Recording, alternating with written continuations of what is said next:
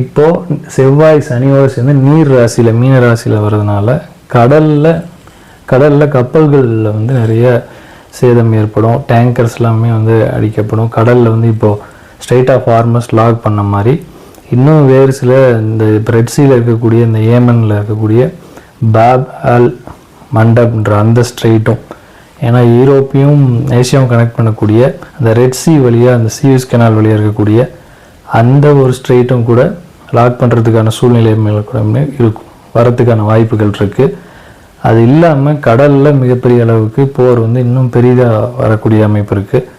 வேறு சில நாடுகளுக்கெல்லாம் இது வந்து இப்போ வந்து சைனா, தைவான், அதே மாதிரி இப்போ மிடில் ஈஸ்ட் கண்ட்ரிஸ்லாம் சேர்ந்து ஈரானுக்கு எதிராகவோ, அந்த மாதிரி ஆப்கானிஸ்தான், பாகிஸ்தான், இப்போ இந்தியா பாகிஸ்தான் அந்த மாதிரிலாம் கூட போர் வந்து இன்னும் நாடு வந்து இன்னும் பெரிய அளவுக்கு ஆகிற மாதிரியான ஒரு சூழ்நிலை தான் அடுத்த 2-3 மாதத்துக்கு இருக்குது.